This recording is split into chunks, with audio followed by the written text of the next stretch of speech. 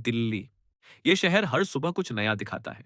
कहीं ऑफिस की जल्दी, कहीं स्कूल की घंटी और कहीं किसी माँ की रसोई में चाय की महक।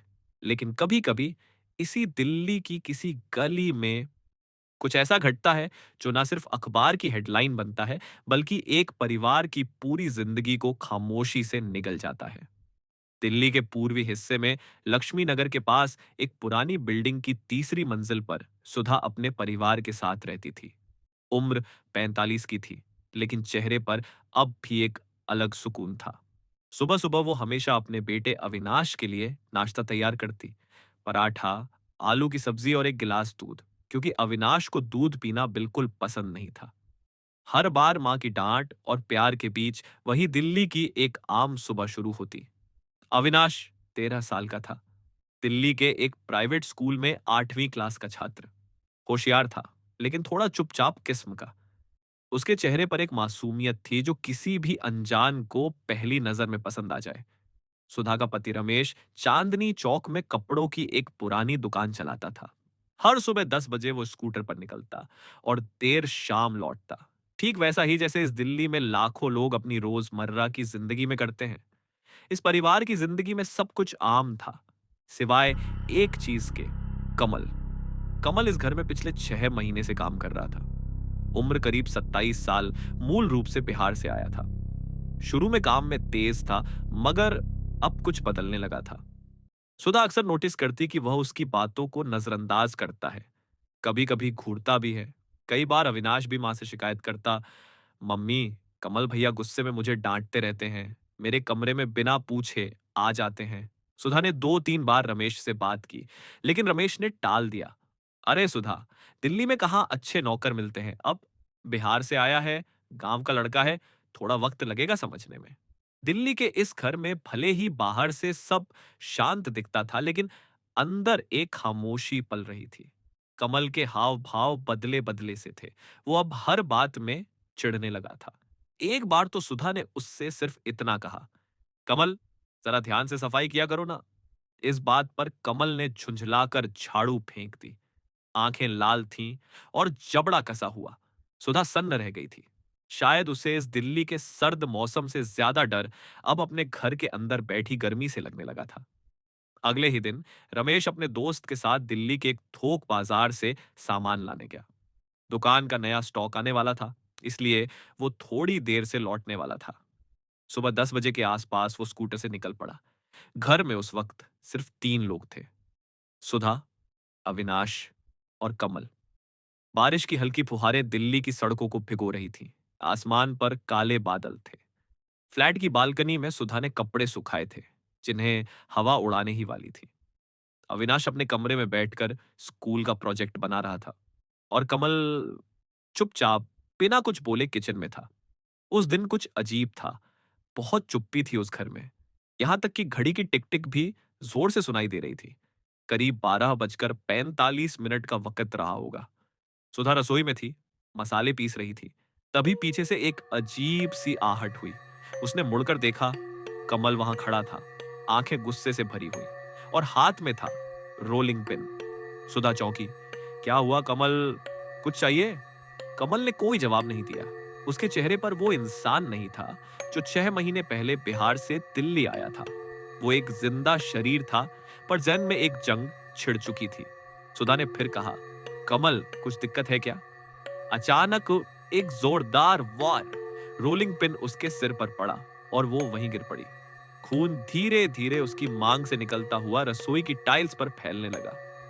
अविनाश ने आवाज सुनी, मम्मी। वो दौड़ता हुआ बाहर आया और जो देखा, उसकी आंखें फटी की फटी रह गई। कमल भैया, क्या कर रहे हो? मम्मी को क्या हुआ? कमल ने उसकी ओर देखा, जैसे कोई भेड़िए ने किसी मासूम खरगोश को घूरा हो। अविनाश पीछे हटने लगा, मगर कमल ने उसे भी दबोच लिया। कमरे में सन्नाटा था। दिल्ली की बारिश अब तेज हो गई थी। दिल्ली की बारिश अब तेज हो चुकी थी। आसमान से टकराती बूंदें किसी युद्ध के नगाड़ों जैसी आवाज कर रही थी। और उसी आवाज के नीचे एक घर के अंदर एक पिता की दुनिया उजड़ चुकी थी, पर उसे अभी तक इस बात का अंदाजा नहीं था।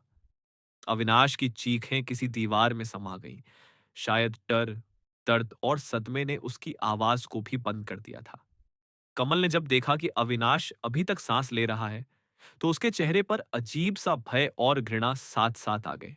जैसे एक पल के लिए उसे अपने किए पर पछतावा हुआ हो, लेकिन अगले ही पल उसने फिर से वही किया जो वो पहले ही कर चुका था। और इस बार सब कुछ खामोश हो गया। दिल्ली के इस फ्लैट में अब कोई जिंदा नहीं बोल रहा था। सुधा और अविनाश दोनों वहीं अलग अलग कमरों में लहूलुहान हालत में पड़े थे। और कमल कमल बस खड़ा था, हांफता हुआ, आंखें फटी हुई और हाथ खून से सने। कमरे में सन्नाटा था, मगर दीवारों पर जैसे एक अजीब सी दहशत दर्ज हो गई थी। कमल ने सबसे पहले क्या किया, उसने सुधा का फोन उठाया और बंद कर दिया। फिर पूरे घर में घूमकर अपने हाथ के निशान साफ किए। जो खून उसके पैरों या कपड़ों पर था, उसे भी धोने की कोशिश की। उसने कपड़े बदले, रमेश के पुराने कपड़े पहने, फिर खुद को शीशे में देखा। दिल्ली वालों ने मुझे नौकर समझा, इंसान नहीं। उसके होंठ बुदबुदा रहे थे। मैंने भी दिखा दिया कि गांव से आए लोग भी क्या कर सकते हैं। कमल को याद आया कि रमेश ने कहा था वो देर से लौटेगा, यानी उसके पास 2-3 घंटे थे दिल्ली से बाहर निकलने के लिए। उसने घर के पीछे से निकलने वाली छोटी सी सीढ़ी का सहारा लिया, जहां सीसीटीवी नहीं था। वो एक प्लास्टिक बैग में अपने कुछ कपड़े और पैसे रख चुका था। बैग उठाया और चला गया, जैसे कोई डरावनी आत्मा जो अब इस दिल्ली की गलियों में भटकने निकली हो। शाम के 7 बज चुके थे। दिल्ली की ट्रैफिक अब भी जाम में थी। रमेश ने अपनी दुकान बंद की और स्कूटर पर निकला। उसे कुछ अजीब सा बेचैनी महसूस हो रही थी। कमल ने आज दोपहर से कॉल नहीं किया। सुधा भी चुप है। उसने सुधा को फोन मिलाया। फोन स्विच ऑफ था। हो सकता है चार्ज खत्म हो गया हो, उसने खुद से कहा। जब वो दिल्ली के लक्ष्मी नगर पहुंचा, तो बिल्डिंग की सीढ़ियां अंधेरे में डूबी हुई थी। लाइट नहीं थी। बारिश के कारण शॉर्ट सर्किट हो गया था। उसने दरवाजा खोला। अंदर बत्तियां जल रही थीं, मगर माहौल अजीब था। सुधा, अविनाश, कहाँ हो? कोई जवाब नहीं। वो अंदर गया। पहला कदम जैसे ही रसोई की ओर बढ़ा, उसके जूतों के नीचे कुछ फिसला। ये क्या? जब उसने नीचे देखा, खून। रसोई के दरवाजे पर उसकी बीवी की लाश पड़ी थी। माथा फटा हुआ, आंखें अध खुली और शरीर बिल्कुल ठंडा। रमेश की सांस अटक गई। नहीं, नहीं सुधा, ये क्या हो गया? उसने भागकर बेटे के कमरे की ओर दरवाजा खोला, और जो देखा वो उससे भी भयानक था। अविनाश, उसका बच्चा, उसका इकलौता बेटा, बिस्तर के पास पड़ा था। गले पर निशान थे और शरीर बिल्कुल निश्चल। दिल्ली की एक और शाम ने किसी का सब कुछ छीन लिया था। रमेश की चीखें बिल्डिंग के हर फ्लैट में गूंज गई। पड़ोसी भागे भागे आए। पुलिस को कॉल किया गया। दिल्ली पुलिस 20 मिनट में घटनास्थल पर थी। एसीपी संजीव मलिक, जो दिल्ली पुलिस की एक तेज और अनुभवी अफसर थे, वो भी मौके पर पहुंचे। उन्होंने रमेश को अलग बिठाया और घर की तलाशी शुरू हुई। फिंगरप्रिंट्स, खून के धब्बे और एक अधूरी रसोई, सब कुछ एक बेहरमी की कहानी बता रहे थे। कमल नदारद था। सभी ने बताया कि आज दोपहर तक वो यहीं था। सीईटीवी देखा गया। सामने वाले कैमरे में सुबह 11 बजे उसकी एक झलक मिली थी, लेकिन बाहर निकलते वक्त कोई रिकॉर्ड नहीं था। शायद वो पीछे के रास्ते से गया था। दिल्ली पुलिस ने तुरंत रेलवे स्टेशन, आईएसबीटी बस अड्डा और बॉर्डर्स पर अलर्ट जारी कर दिया।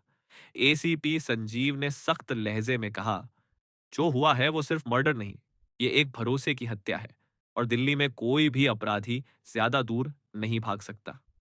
इसी दिल्ली में, जहां हर मोड़ पर हजारों कहानियां पलती हैं, आज एक ऐसी कहानी ने जन्म लिया था जो अब इस शहर की दीवारों पर हमेशा के लिए दर्ज हो चुकी थी।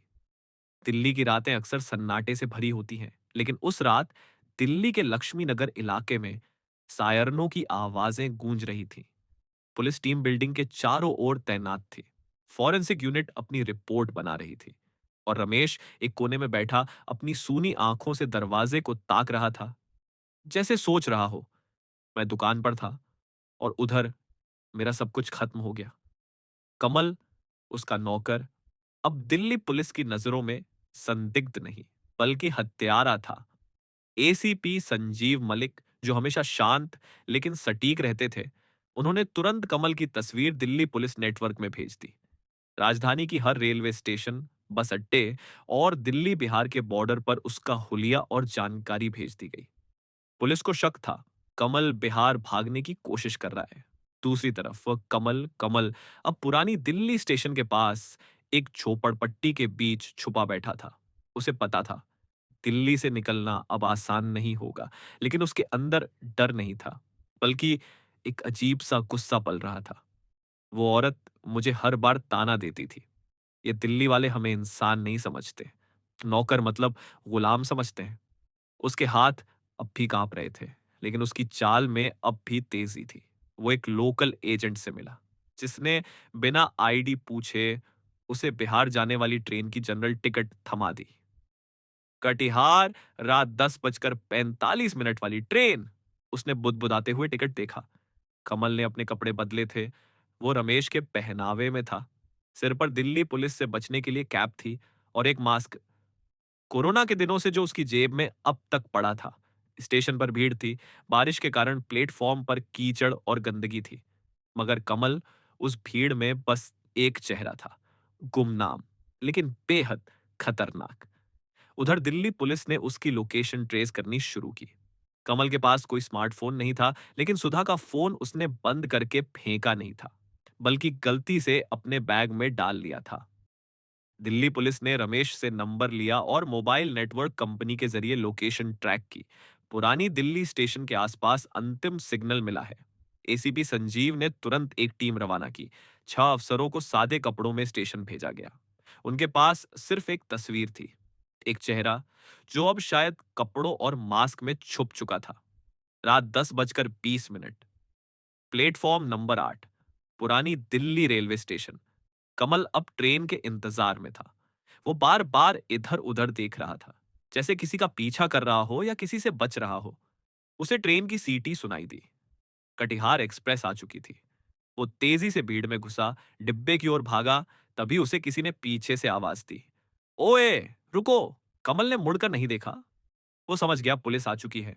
उसने सीधा दौड़ लगा दी, भीड़ के बीच प्लेटफॉर्म से पुल तक और फिर बाहर निकलने की कोशिश। लेकिन यह दिल्ली थी और दिल्ली पुलिस अब पूरी तरह तैयार थी। 3 अफसरों ने बाहर गेट पर बैरिकेड लगा रखा था। जब कमल वहां पहुंचा, एक सब इंस्पेक्टर ने उसे पकड़ने की कोशिश की। कमल ने हाथ छुड़ाया, लेकिन तभी पीछे से एक जोरदार आवाज आई, कमल, भागने की कोशिश मत करना। एसीपी संजीव खुद सामने खड़े थे। कमल रुका, पलटा और वहीं जमीन पर बैठ गया। उसके चेहरे से पसीना टपक रहा था और उसकी आंखों में गुस्से की जगह अब थकान थी। मार दो मुझे, पर जेल मत भेजना, उसने कहा। कमल गिरफ्तार हो चुका था। दिल्ली की पुलिस ने अब इस केस में सबसे अहम मोड़ पर दस्तक दे दी थी।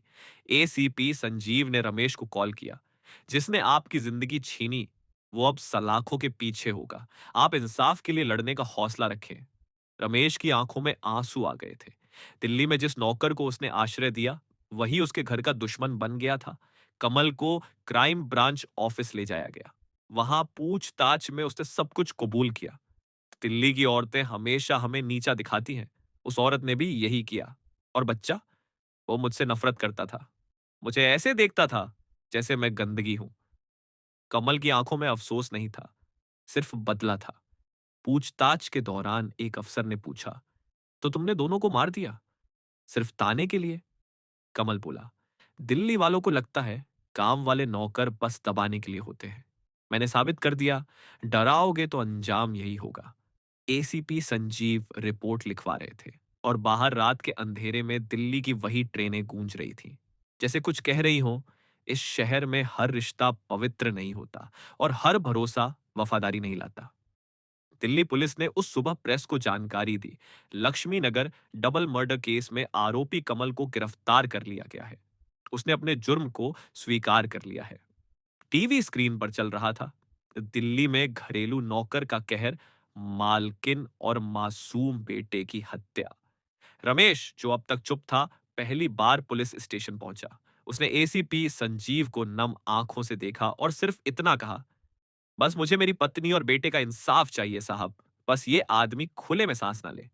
दिल्ली पुलिस ने उसे भरोसा दिलाया, आपका दर्द हमारा केस है। ये केस अब सिर्फ व्यक्तिगत नहीं, पूरे शहर की नजरों में है। कमल को कोर्ट ले जाया गया। दिल्ली की 30 हजारी अदालत के बाहर मीडिया वालों की भीड़ जमा हो चुकी थी। कैमरों की फ्लैश, रिपोर्टरों की चिल्ला पुकार, जैसे कोई वीआईपी आ रहा हो। लेकिन हकीकत में ये एक हत्यारा था, जिसने एक मासूम लड़के और उसकी मां की जिंदगी सिर्फ इसलिए छीन ली क्योंकि उसका अहम चोटिल हुआ था। कोर्ट में पहली पेशी थी। मजिस्ट्रेट ने कमल को 14 दिन की न्यायिक हिरासत में भेज दिया। एसीपी संजीव ने कमल की मानसिक स्थिति की जांच के लिए भी एक टीम बनाई। हमें जानना है, ये महज गुस्से में किया गया जुर्म था या इसके पीछे कोई मानसिक विकृति छुपी है। रमेश का संघर्ष अब शुरू हुआ। तो दिल्ली के कोर्ट कचहरी के चक्कर, पुलिस स्टेशन की पूछताछ, पोस्टमार्टम रिपोर्ट का इंतजार, यह सब उसके लिए एक दूसरी दुनिया थी। जहां पहले वो सिर्फ कपड़ों की दुकान का मालिक था, अब वो दो मौतों का एकमात्र गवाह बन चुका था। हर रोज वो एक ही सवाल खुद से करता, मैं उस दिन दुकान पर ना जाता तो क्या बचा लेता उन्हें। हर कोना, हर चीज उसे सुधा और अविनाश की याद दिलाती थी। अविनाश की स्कूल यूनिफॉर्म अब भी टंगी थी। सुधा का पर्स वहीं पड़ा था। गैस पर रखा कुकर अब भी वहीं था, उस दिन जैसा ही।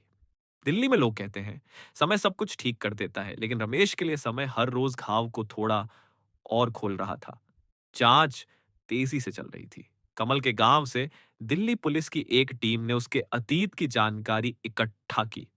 पता चला कमल का बचपन बेहद संघर्ष भरा था। उसके पिता शराबी थे, मां अक्सर पिटती थी और कमल 12 साल की उम्र में ही दिल्ली आया था काम की तलाश में। एक समय वो दरियागंज की एक होटल में वेटर था, फिर एक फैक्ट्री में काम किया। हर जगह उसे ताने, गालियां और अपमान ही मिला। शायद धीरे धीरे उस अपमान ने गुस्से का रूप ले लिया। जब वो रमेश के घर आया, उसे उम्मीद थी कि यहां सम्मान मिलेगा, लेकिन यहां भी उसे नौकर ही समझा गया। और फिर जब सुधा ने उससे सख्त लहजे में बात की, उसने उसी क्षण सब कुछ खत्म करने की ठान ली। लेकिन क्या उसका यह दर्द उसे इंसान की हत्या करने का हक देता था? कोर्ट में अब सवाल यही था। दिल्ली की जनता गुस्से में थी। सोशल मीडिया पर नावा जस्टिस फॉर सुधा और एक अविनाश की मुहिम चलने लगी।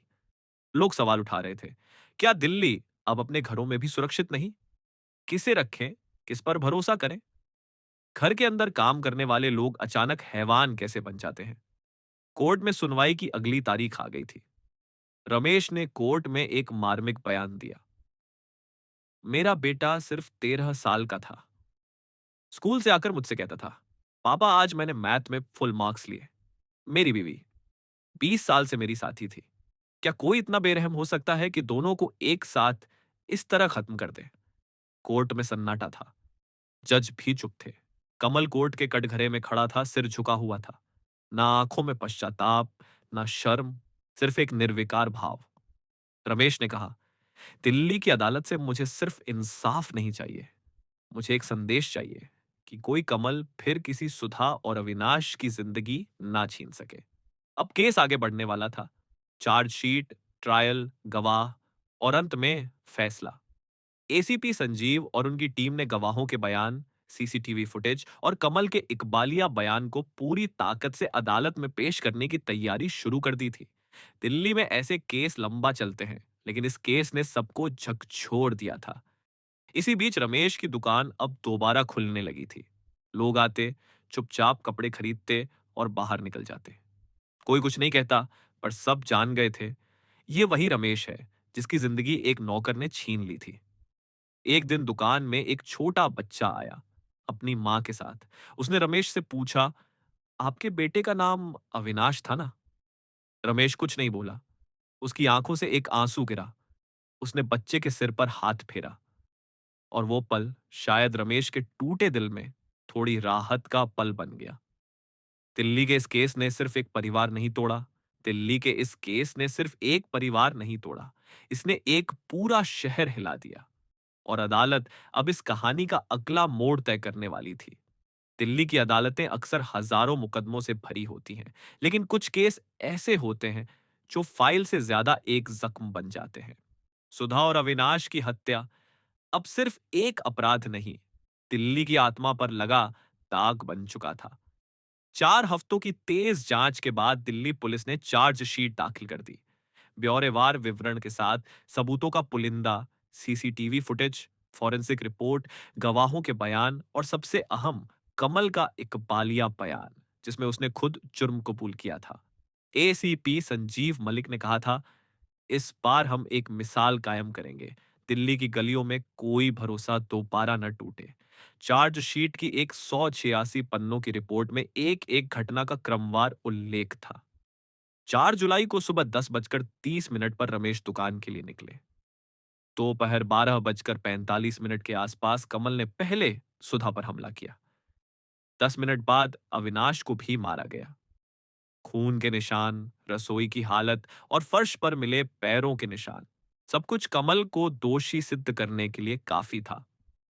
सुधा का टूटा फोन, जो कमल अपने बैग में ले गया था, उसका मोबाइल नेटवर्क भी उसे ट्रैक करने में इस्तेमाल हुआ।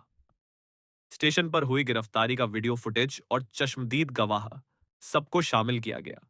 आईपीसी की धारा 302 हत्या, 449 गैरकानूनी घुसपैठ और 201 सबूत मिटाना के तहत कमल पर केस दर्ज हुआ। अब कोर्ट में ट्रायल शुरू होना था। दिल्ली की सत्र अदालत में पहली बार केस की सुनवाई की तारीख तय हुई। राज्य बनाम कमल यादव। रमेश उस दिन कोर्ट में मौजूद था। उसकी आंखें थकी हुई थीं, लेकिन मन में बस एक ही आग थी, मैं तब तक जिंदा रहूंगा जब तक इस हैवान को सजा ना दिला दूं। पहली सुनवाई का दिन, सत्र न्यायालय, दिल्ली। कमल को पुलिस सुरक्षा में कोर्ट लाया गया। अब उसका चेहरा वैसा नहीं था जो डर या पछतावे से भरा हो। उसके चेहरे पर अब भी वही जिद और अकड़ थी, जैसे वो खुद को पीड़ित समझ रहा हो। अदालत में जब जज ने पूछा, क्या तुम्हें अपने ऊपर लगे आरोप समझ में आए? कमल ने चुप रहकर सिर हिलाया। कोर्ट में सरकारी वकील ने शुरुआत की, माननीय न्यायाधीश, ये मामला केवल हत्या का नहीं है, ये विश्वासघात का है। ये उस भरोसे की हत्या है जो किसी भी परिवार का सबसे मजबूत धागा होता है। एक नौकर जिसने रोटी खाई, सिर पर छत पाई, उसी ने जिंदगी छीन ली। हम इस कोर्ट से सबसे सख्त सजा की मांग करते हैं। कमल का वकील अदालत से मानसिक असंतुलन का दावा करता है। कमल एक गरीब, टूटा हुआ युवक है। उसका मानसिक संतुलन पूरी तरह ठीक नहीं था। वो अपमान और तानों से अंदर ही अंदर घुटता रहा। ये एक भावनात्मक विस्फोट था, न कि सोची समझी साजिश। लेकिन कोर्ट में माहौल भारी था। दिल्ली की मीडिया इस केस को लगातार कवर कर रही थी। आम लोगों की नजरें कोर्ट की हर कार्यवाही पर थीं। गवाहों की सूची में पहला नाम रमेश। रमेश कटघरे में खड़ा हुआ। उसकी आवाज भारी थी, आंखें गीली थीं। मेरी बीवी सुधा कभी किसी से ऊंची आवाज में बात नहीं करती थी। वो तो कमल को बेटे जैसा मानती थी। अविनाश, वो तो बस 13 साल का बच्चा था। वो किसी का क्या बिगाड़ता? ये आदमी, ये मेरे परिवार को निगल गया। अब मेरी जिंदगी में कुछ बचा ही नहीं है। पूरा कोर्ट चुप था। जज ने खुद अपनी कलम रोक ली थी। दूसरे गवाह, पड़ोसी मिसेस भाटिया, उन्होंने बताया कि उन्होंने 1 बजे के करीब किसी चीज गिरने की आवाज सुनी थी, लेकिन सोचा किचन का बर्तन गिरा होगा। हमें क्या पता था कि दिल्ली के इस फ्लैट में उस दिन 2 लाशें बन रही थीं। अगले गवाह, फॉरेंसिक अफसर, उन्होंने बताया कि सुधा के सिर पर भारी वस्तु से 3 बार वार किया गया।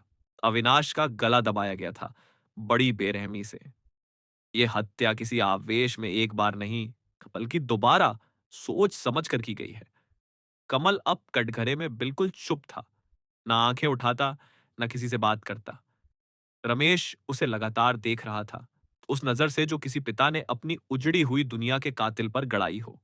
कोर्ट ने कार्यवाही अगले दिन तक स्थगित की, लेकिन एक बात साफ थी, अब दिल्ली की अदालत में यह केस एक मोड़ पर आ चुका था, जहां कानून और भावनाओं की टक्कर शुरू हो चुकी थी। एसीपी संजीव बाहर रिपोर्टरों से घिरे थे।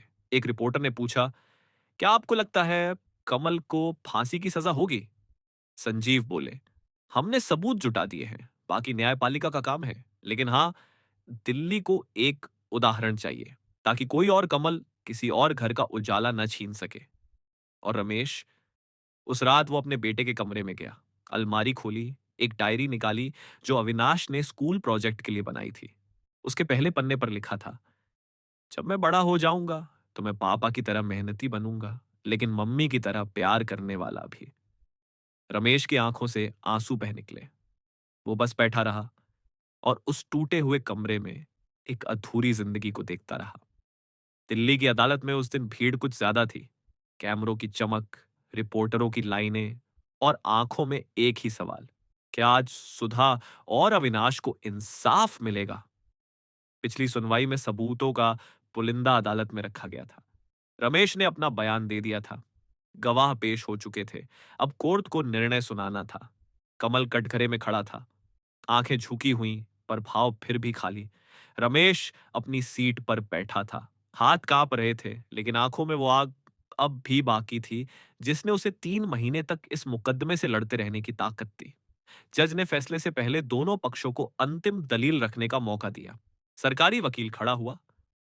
माननीय न्यायालय, आज हम केवल 2 लाशों की नहीं, उस भरोसे की हत्या पर न्याय मांग रहे हैं जो हर दिल्ली वासी अपने नौकरों, अपने घर में काम करने वालों पर करता है। कमल ने न सिर्फ हत्या की, बल्कि हत्या के बाद भागने की योजना बनाई, सबूत मिटाए और कानून को चकमा देने की कोशिश की। इस अपराधी ने उस महिला को मारा जिसने उसे छत दी, और उस मासूम बच्चे को मारा जिसकी आंखों में अभी सपना पल रहा था। अगर ऐसे अपराधियों को कड़ी सजा नहीं दी गई तो दिल्ली के हजारों घर फिर असुरक्षित हो जाएंगे। इसलिए हम मांग करते हैं, आईपीसी की धारा 302 के अंतर्गत दोहरे हत्या के लिए मृत्यु दंड, फांसी। कमल के वकील ने सफाई दी, माननीय न्यायालय, हम अपराध स्वीकार करते हैं, लेकिन साथ ही यह भी निवेदन करते हैं कि यह हत्या किसी सुनियोजित योजना के तहत नहीं की गई, बल्कि एक मानसिक विस्फोट का परिणाम थी। कमल का अतीत उसके अंदर जमी हुई हिंसा और अपमान से भरा है। वह एक ग्रामीण बालक था जिसने कभी प्यार नहीं जाना, सिर्फ तिरस्कार देखा। हम निवेदन करते हैं कि इसे फांसी नहीं, आजीवन कारावास दिया जाए, ताकि वो अपने गुनाह का पश्चाताप कर सके। अब कोर्ट में सन्नाटा था। सभी की नजरें जज साहब पर थीं। जज ने अपना फैसला पढ़ना शुरू किया। यह अदालत राज्य बनाम कमल यादव केस में उपलब्ध साक्ष्यों, गवाहों और अपराध की गंभीरता को ध्यान में रखते हुए निम्न निर्णय पर पहुंचती है। अभियुक्त ने एक महिला और उसके मासूम बेटे की नृशंस हत्या की है। यह अपराध न सिर्फ शारीरिक हिंसा है, बल्कि सामाजिक विश्वास की नींव पर हमला है। इस अदालत का मानना है कि इस अपराध में न तो मानवीय संवेदना दिखाई गई, न ही कोई पश्चाताप। इसलिए अदालत अभियुक्त कमल यादव को भारतीय दंड संहिता की धारा 302 के अंतर्गत दोहरे हत्या के लिए मृत्यु दंड की सजा सुनाती है। साथ ही धारा 449 के तहत गैरकानूनी प्रवेश और धारा 201 के तहत सबूत मिटाने के लिए 7-7 वर्ष की अतिरिक्त सजा सुनाई जाती है। कोर्ट में एक पल के लिए सन्नाटा था। फिर रमेश की आंखों से चुपचाप आंसू बह निकले। ना कोई खुशी थी, ना कोई जीत का गर्व। बस एक टूटे पिता की वो सांस जो इतने दिन से रोकी हुई थी, अब बाहर निकल रही थी। कमल खामोश रहा, ना सिर झुकाया, ना चेहरा बदला। उसे पुलिस ने बाहर ले जाया।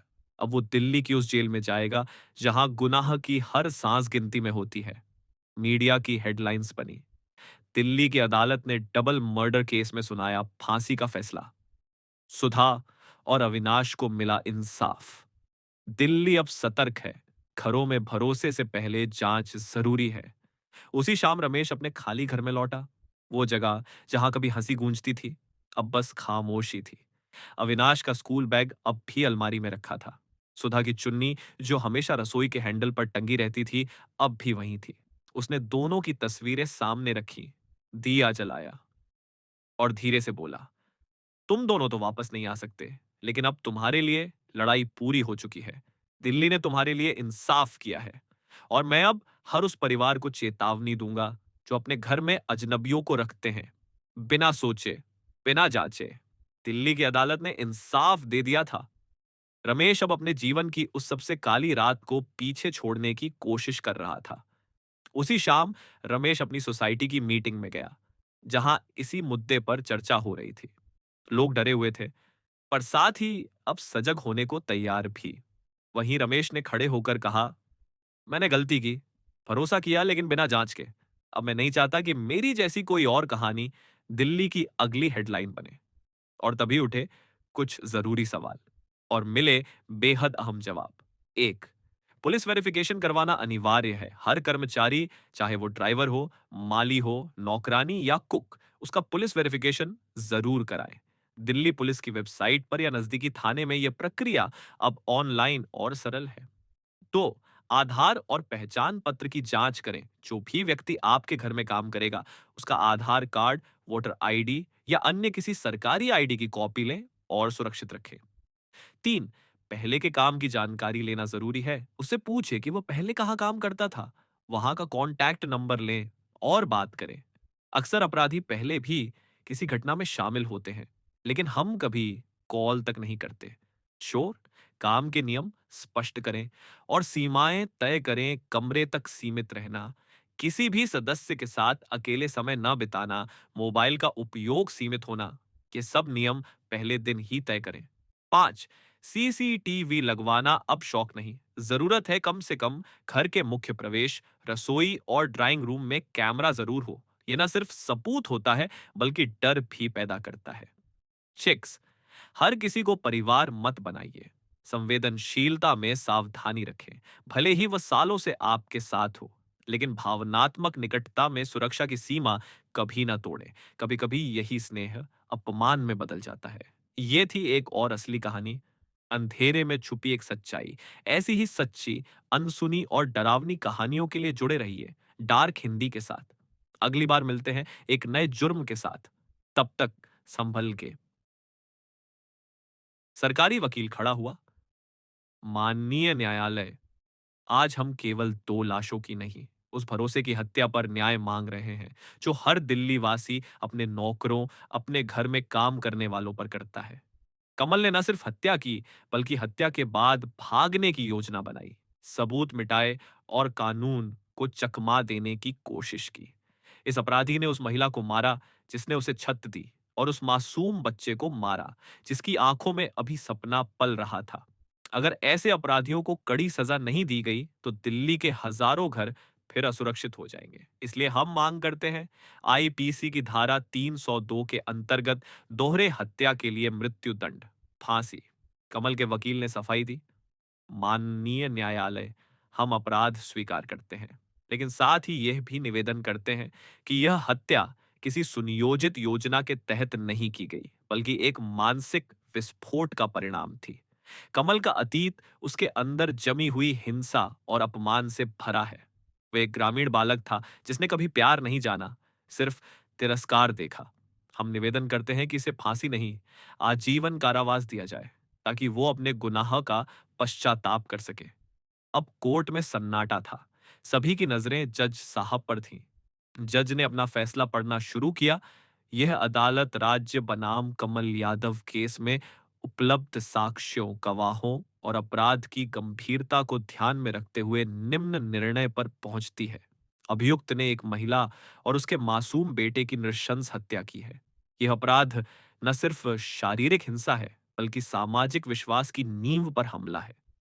इस अदालत का मानना है कि इस अपराध में न तो मानवीय संवेदना दिखाई गई, न ही कोई पश्चाताप। इसलिए अदालत अभियुक्त कमल यादव को भारतीय दंड संहिता की धारा 302 के अंतर्गत दोहरे हत्या के लिए मृत्यु दंड की सजा सुनाती है। साथ ही धारा 449 के तहत गैरकानूनी प्रवेश और धारा 201 के तहत सबूत मिटाने के लिए 7-7 वर्ष की अतिरिक्त सजा सुनाई जाती है।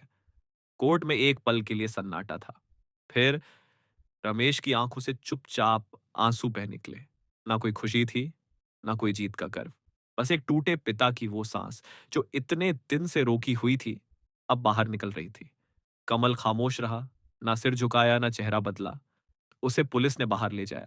अब वो दिल्ली की उस जेल में जाएगा, जहां गुनाह की हर सांस गिनती में होती है। मीडिया की हेडलाइंस बनी। दिल्ली की अदालत ने डबल मर्डर केस में सुनाया फांसी का फैसला। सुधा और अविनाश को मिला इंसाफ। दिल्ली अब सतर्क है। घरों में भरोसे से पहले जांच जरूरी है। उसी शाम रमेश अपने खाली घर में लौटा। वो जगह जहां कभी हंसी गूंजती थी, अब बस खामोशी थी। अविनाश का स्कूल बैग अब भी अलमारी में रखा था। सुधा की चुन्नी, जो हमेशा रसोई के हैंडल पर टंगी रहती थी, अब भी वहीं थी। उसने दोनों की तस्वीरें सामने रखी, दिया जलाया और धीरे से बोला, तुम दोनों तो वापस नहीं आ सकते, लेकिन अब तुम्हारे लिए लड़ाई पूरी हो चुकी है। दिल्ली ने तुम्हारे लिए इंसाफ किया है और मैं अब हर उस परिवार को चेतावनी दूंगा जो अपने घर में अजनबियों को रखते हैं, बिना सोचे, बिना जांचे। दिल्ली की अदालत ने इंसाफ दे दिया था। रमेश अब अपने जीवन की उस सबसे काली रात को पीछे छोड़ने की कोशिश कर रहा था। उसी शाम रमेश अपनी सोसाइटी की मीटिंग में गया, जहां इसी मुद्दे पर चर्चा हो रही थी। लोग डरे हुए थे, पर साथ ही अब सजग होने को तैयार भी।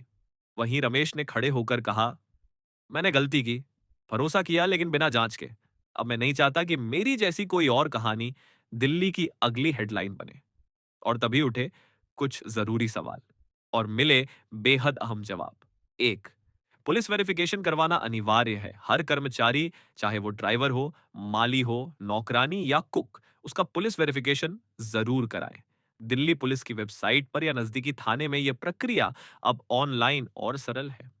तो आधार और पहचान पत्र की जांच करें। जो भी व्यक्ति आपके घर में काम करेगा, उसका आधार कार्ड, वोटर आईडी या अन्य किसी सरकारी आईडी की कॉपी लें और सुरक्षित रखें। 3, पहले के काम की जानकारी लेना जरूरी है। उससे पूछे कि वो पहले कहाँ काम करता था, वहां का कॉन्टैक्ट नंबर लें और बात करें। अक्सर अपराधी पहले भी किसी घटना में शामिल होते हैं, लेकिन हम कभी कॉल तक नहीं करते।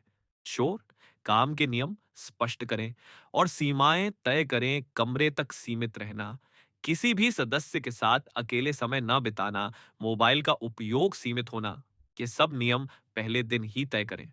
5, सीसीटीवी लगवाना अब शौक नहीं, जरूरत है। कम से कम घर के मुख्य प्रवेश, रसोई और ड्राइंग रूम में कैमरा जरूर हो। यह ना सिर्फ सबूत होता है, बल्कि डर भी पैदा करता है। 6, हर किसी को परिवार मत बनाइए।